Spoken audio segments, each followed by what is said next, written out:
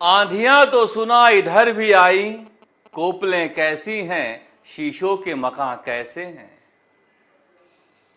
राजस्थान की सियासत में पिछले 2 दिनों से ऐसी आंधी बह रही थी जिसमें हवा ही नहीं थी, मगर जो कोपलें नजर आई हैं, जो शीशों के मुकम्मल मकान नजर आए हैं, उन्होंने कई तरह के सियासी बहसों को हवा देने के बजाय हमेशा हमेशा के लिए दफन कर दिया है। आज बात करेंगे कैसी रही मुलाकात राजस्थान के मुख्यमंत्री भजनलाल शर्मा की प्रधानमंत्री नरेंद्र मोदी से। ये मुलाकात कितनी अहम थी और कितनी वहम वाली थी, विस्तार से चर्चा करेंगे। चर्चा इस बात पर ही करेंगे, क्या जाने क्या लिखा था उन्हें इताब में, कासिद की लाश आई है खत के जवाब में। वसुंधरा राजे न जाने क्या मिलने गई थी और कैसे मिलने गई थी कि हाहाकार मचा हुआ है। किसके यहां बताएंगे, समझाएंगे यह भी कि कैसे अशोक गहलोत वसुंधरा राजे को मिली मात से सीख लेते हुए कांग्रेस से अलग अपनी राह पकड़ लिए हैं, और जो लोग क्या अशोक गहलोत के साथ लगे हैं उनका वही हश्र होगा जिन लोगों का वसुंधरा राजे के साथ लगने की वजह से हुआ। राजस्थान के स्कूलों के लिए जो बजट जारी किया गया है, क्या नन्हे मुन्ने बच्चों की कुर्बानी काम आएगी? मगर शुरुआत कर लेते हैं सियासी गपशप से। प्रधानमंत्री नरेंद्र मोदी से आज तब मुलाकात हो रही थी भजनलाल शर्मा की जब संसद भवन में गर्मा गर्म बहस चल रही थी। लोग सोच रहे थे कि कल ही तो वसुंधरा राजे मिलके आई हैं और आज भजनलाल शर्मा मिल रहे हैं, कोई बड़ी बात है क्या? बड़ी बात को आप यूं समझिए कि भजनलाल शर्मा और प्रधानमंत्री नरेंद्र मोदी की जो ये तस्वीर है, ये पीएमओ ने ट्वीट किया है। प्रधानमंत्री नरेंद्र मोदी के कार्यालय से यह तस्वीर एक्स पर जारी की गई है। साथ में भगवान राम की वो तस्वीर भी है, वो मूर्ति भी है, जिसे देते हुए भजनलाल शर्मा मोदी को दिखाई दे रहे हैं। ये प्रधानमंत्री कार्यालय से जारी हुई तस्वीर है। जो तस्वीर कल जारी नहीं हुई थी वसुंधरा राजे और उनके बेटे की मुलाकात की प्रधानमंत्री नरेंद्र मोदी से। इसलिए इन सियासी अटकलों में कोई दम नहीं था कि कुछ बड़ा होने वाला है। अगर बड़ा होना होता तो मां के साथ बेटा नहीं जाता, यानी वसुंधरा राजे के साथ दुष्यंत सिंह नहीं जाते। 9 मिनट बनाम 40 मिनट से ज्यादा की मुलाकात के सियासी नजरिए पर हम बातचीत करेंगे कि क्या रहा है और क्या आगे आने वाले दिनों में रहेगा।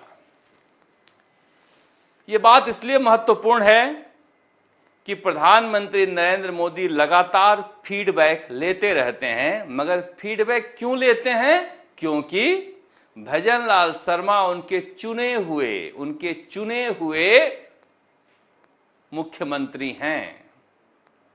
और मैं हमेशा से कहता हूं कि राजा अपना चुनाव हर परिस्थिति में सफल देखना चाहता है।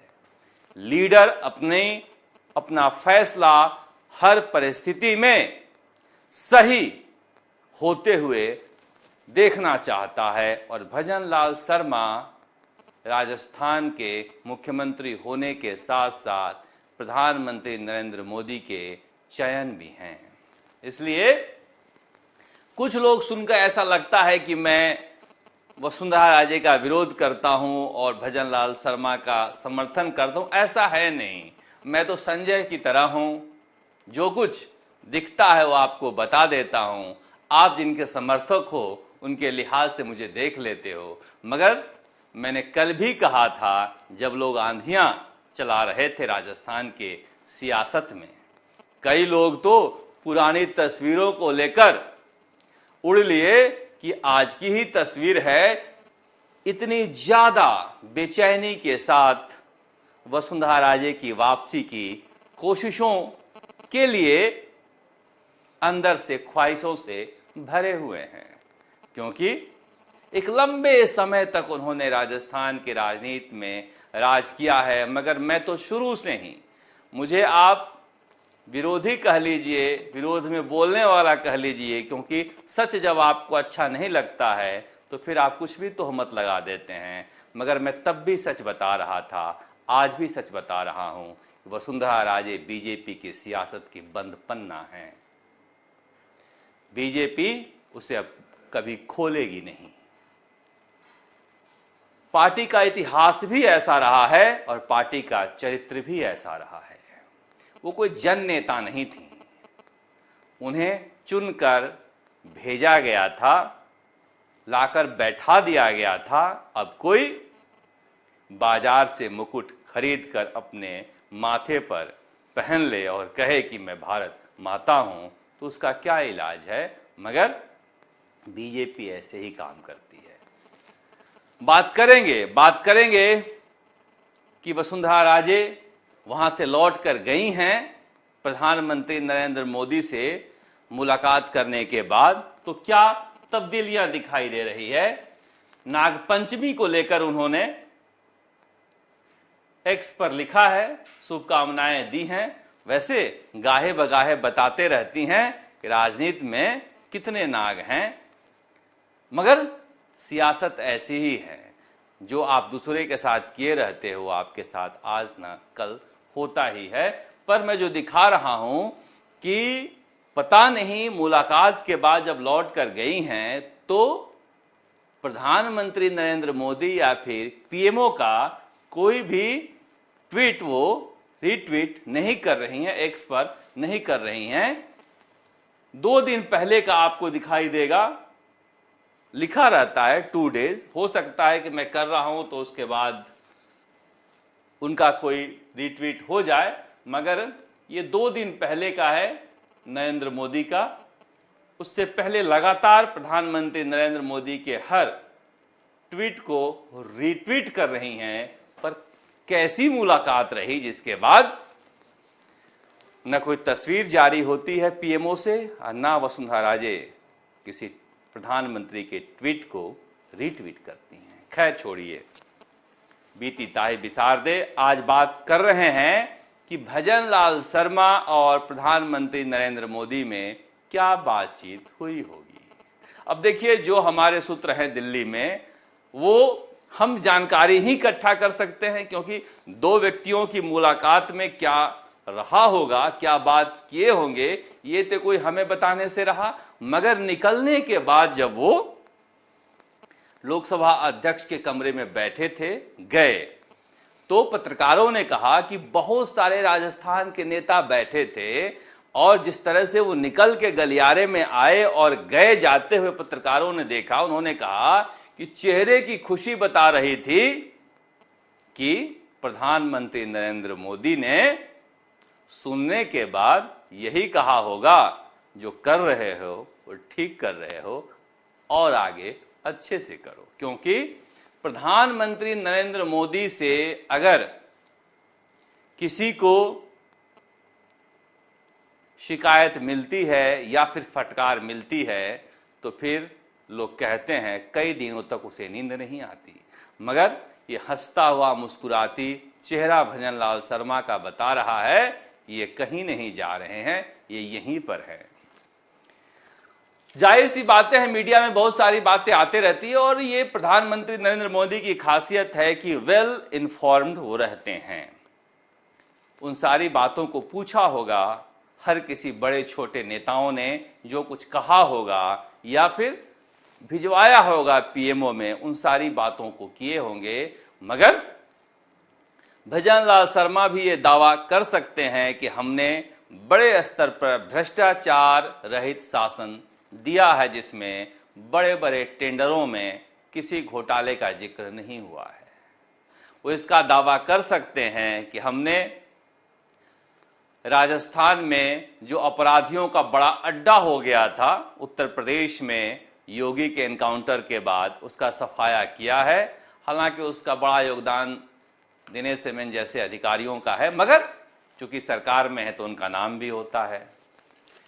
पेपर लीक की घटनाएं नहीं हुई हैं, कितनी परीक्षाएं करवा रहे हैं, इस सब का ब्यौरा दिया होगा। क्या सब इंस्पेक्टर भर्ती परीक्षा 2021 को लेकर भी कुछ पूछा होगा? पता नहीं, पूछना तो चाहिए, क्योंकि इस मसले को भी लोग बहुत अलहदा ढंग से उठाते रहते हैं। मगर जो बात कही जा रही है कि अभी तक ये बीजेपी की सरकार थी, जहां पर राजस्थान के मुख्यमंत्री भजनलाल शर्मा जब बनाए गए थे तो उनके साथ दिल्ली से ही सूची तैयार हुई थी कि कौन कौन मंत्री रहेगा। अब भजनलाल शर्मा को फ्री हैंड मिल गया है, वो अपने तरह का मंत्रिमंडल बनाने जा रहे हैं। और खबर यही है कि राजस्थान में मंत्रिमंडल में फेरबदल का फैसला जो रुका हुआ था वो अब होने ही वाला है। दरअसल भजनलाल शर्मा लंबे समय से मंत्रिमंडल में फेरबदल करना चाहते थे, मगर दिल्ली से हरी झंडी नहीं मिल रही थी। कई मंत्रियों के कामकाज को लेकर भी चर्चा प्रधानमंत्री से उन्होंने की है और बताया है कि किस तरह से बदलाव होना चाहिए, किन किन जगहों पर, खास करके जो राम जल सेतु योजना है या फिर जो यमुना जल समझौता है, वो जितनी जल्दी आएगा बीजेपी का डंका उन इलाकों में उतना ज्यादा बजेगा। ये सारी बातें वो कहकर आए हैं। मगर मंत्रिमंडल में फेरबदल क्या अगस्त में होगा? लोग कह रहे हैं कि जिस तरह से चर्चाएं हुई है भजनलाल शर्मा के प्रधानमंत्री नरेंद्र मोदी से मुलाकात के बाद दिल्ली में राजस्थान के बड़े नेताओं के साथ ये संदेश मिले हैं कि राजस्थान में मंत्रिमंडल में विस्तार किया जा सकता है। राजनीतिक नियुक्तियों का कोई बड़ा मसला नहीं है, हो जाए। हाँ, ये जरूर है कि राजेंद्र राठौड़ जैसे बड़े नेता जो चुनाव हार गए हैं, वो भी किसी बड़े राजनीतिक नियुक्ति को चाहते हैं, क्योंकि मेहनत भी किए थे। पर यह सारा फैसला दिल्ली में होना है। अमित शाह और जेपी नड्डा से हमेशा वो मिलते रहते थे। इस बार मुलाकात प्रधानमंत्री नरेंद्र मोदी से हुई है और लंबी मुलाकात के कई मायने हैं। अब ये मैं कहता हूं भजनलाल शर्मा यहीं रहेंगे, तो लोग कहते हैं कि भजनलाल शर्मा का पक्ष ले रहे हैं। ये पक्ष की बात नहीं है। जब वो बने थे तब से लोग कह रहे हैं पर्ची आने वाली है, पर्ची आने वाली। मुझे लग रहा है कि जो कह रहे हैं उनकी पर्ची ना आ जाए। भजनलाल शर्मा कहीं नहीं जा रहे हैं, मैं पहले दिन से कह रहा हूं, और नहीं जा रहे हैं। जितनी जल्दी समझने वाले समझ जाएं तो बेहतर है। ये होता है, देखो, नया व्यक्ति सिस्टम में आता है तो उसे एक्सेप्ट करने में परेशानी होती है। ये घर में हो, कोई नई बहू आ जाए, दफ्तर में कोई नया कर्मचारी आ जाए, राजनीतिक सिस्टम में कोई नया नेता आ जाए, उसे एडजस्ट करने में जितनी दिक्कत आती है उससे ज्यादा दिक्कत आती है जो समूह रहता है जिसमें उसे एडजस्ट करना है। भजनलाल शर्मा हालांकि बाहर के नहीं थे मगर संगठन में रहे हुए थे, इसलिए अभी भी लोग उस राज्य से तुलना करते हैं, उन मुख्यमंत्रियों से तुलना करते हैं जिनके शासनकाल में राजस्थान का बेड़ा गर्क हुआ है हर विभाग में। इसलिए कहा जा रहा है कि एक रुकी हुई मुलाकात थी और ये मुलाकात प्रधानमंत्री नरेंद्र मोदी ने, जो राजनीति के समकालीन राजनेताओं में सबसे चतुर सुजान हैं, जानबूझकर ऐसे समय पर रखा, एक साथ दोनों को वक्त दिया, एक दिन वसुंधरा राजे को वक्त दिया, जिनकी कोई तस्वीर तक जारी नहीं की, मुलाकात का वक्त बेहद संक्षिप्त रखा, दूसरे दिन भजनलाल शर्मा को वक्त दिया और मुलाकात लंबी रखी और तस्वीरें दो जारी की। आप समझिए, प्रधानमंत्री नरेंद्र मोदी ने राजस्थान में राजनीतिक उथल पुथल की बातें करने वालों को किस तरह का और कैसा संदेश दिया है। अब मेरे समझ में नहीं आता कि प्रधानमंत्री नरेंद्र मोदी जब पहली बार के चुने हुए विधायकों को दूसरे राज्यों में मुख्यमंत्री बना रखे हैं और वहां पर कोई बहस नहीं चल रही है, तो सिर्फ वसुंधरा राजे के होने की वजह से यहां पर भजनलाल शर्मा को बदलने का बहस कैसे चल सकता है। इसलिए, और ऐसा कोई संबंध भी नहीं रहा है मीठा वाला प्रधानमंत्री नरेंद्र मोदी और वसुंधरा राजे में कि जिनके लिए वो अपने प्रिय फैसले में कोई बदलाव लाए। हमें आज भी याद है वो शीतला अष्टमी का दिन था। सिटी पैलेस में वसुंधरा राजे ने लंच रखा था। प्रधानमंत्री नरेंद्र मोदी उस समय गुजरात के मुख्यमंत्री थे। मैंने उनसे इतना ही पूछा माइक लगाकर, क्या गुजरात के मुख्यमंत्री नरेंद्र मोदी भी आपके स्वराज संकल्प यात्रा में आएंगे? उन्होंने कहा कि अभी इसकी जरूरत नहीं है।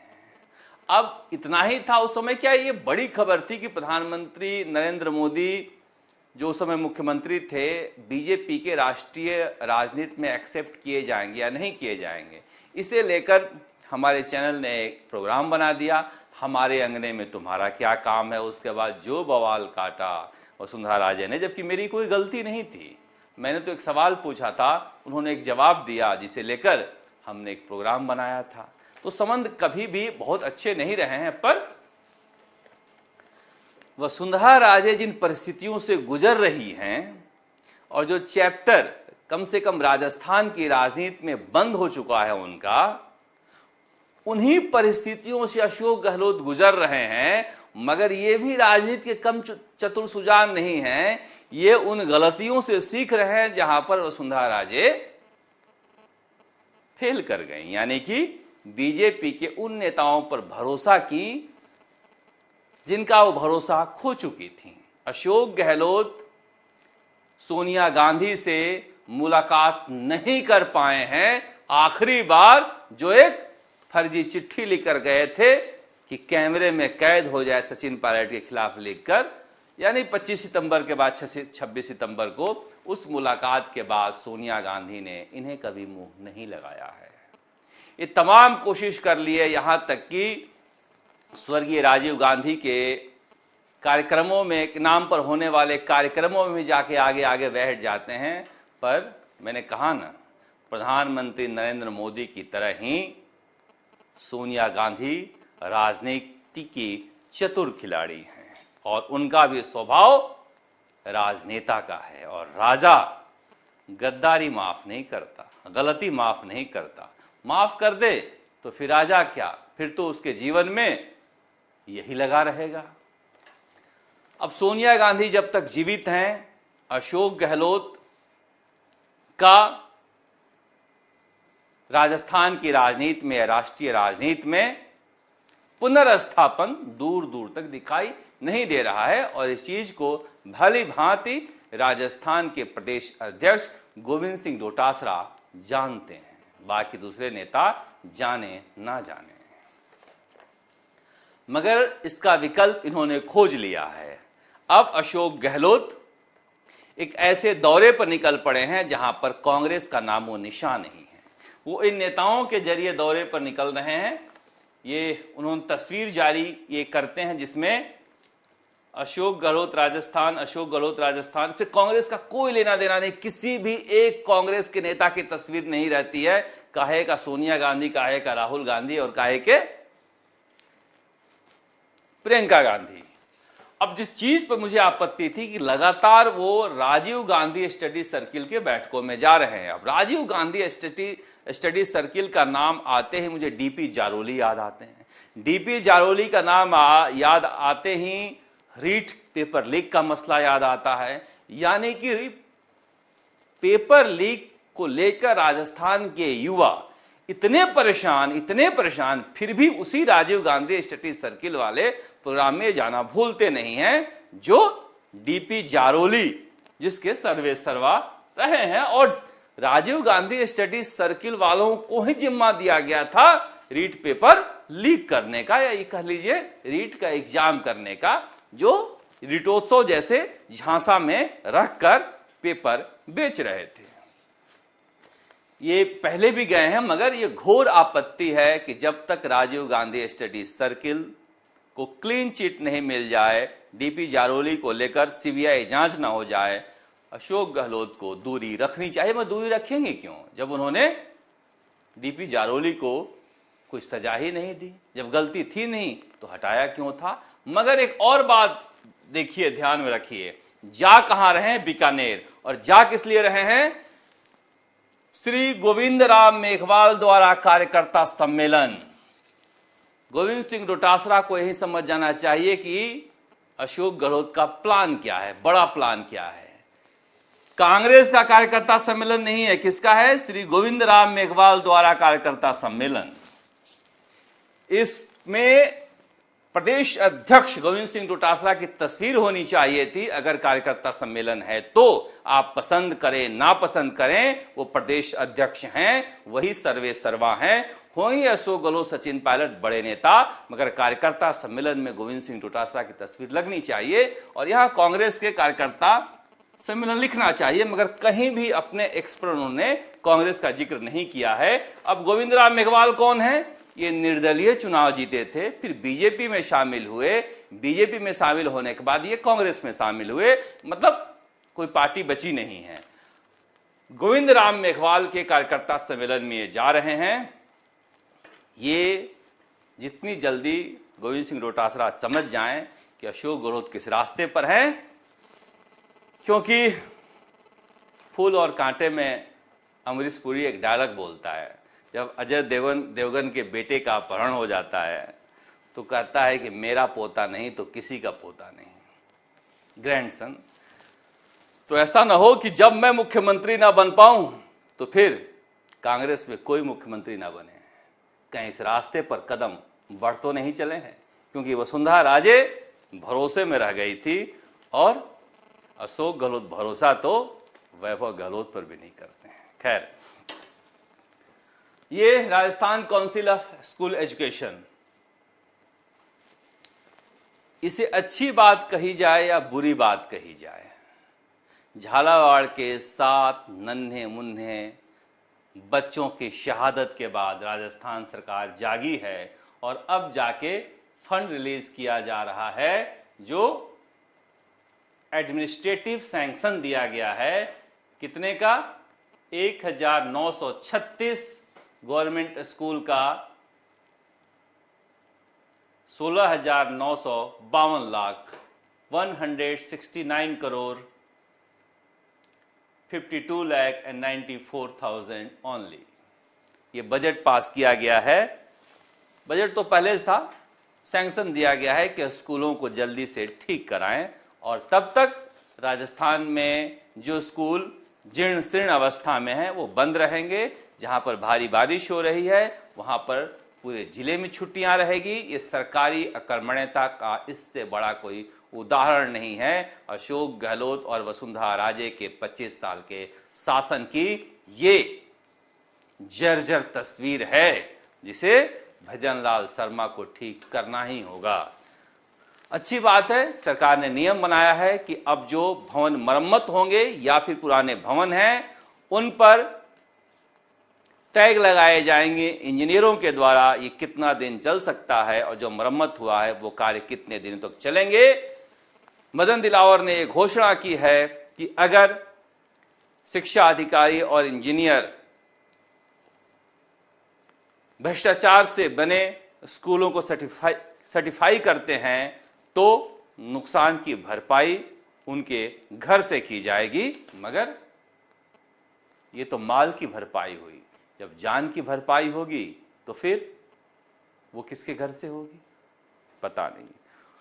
उम्मीद करते हैं, क्योंकि कहा जा रहा है केंद्र सरकार ने मदन दिलावर को, शिक्षा मंत्री को, दिल्ली बुलाया है। प्रधानमंत्री नरेंद्र मोदी बेहद गंभीर है झालावाड़ की घटना को लेकर, जिसे लेकर वसुंधरा राजे और सांसद दुष्यंत सिंह से कल भी सवाल किया गया था। मदन दिलावर ने कहा कि जल्दी ही वो दिल्ली के दौरा करने वाले हैं और केंद्रीय शिक्षा मंत्री राजस्थान के स्कूलों के मरम्मत के लिए फंड जारी करने वाला है। उम्मीद करते हैं कि बच्चों की शहादत के बाद सरकार की आंखें खुलेगी। आप देखते रहे राजस्थान तक। नमस्कार। जयपुर से शरद कुमार।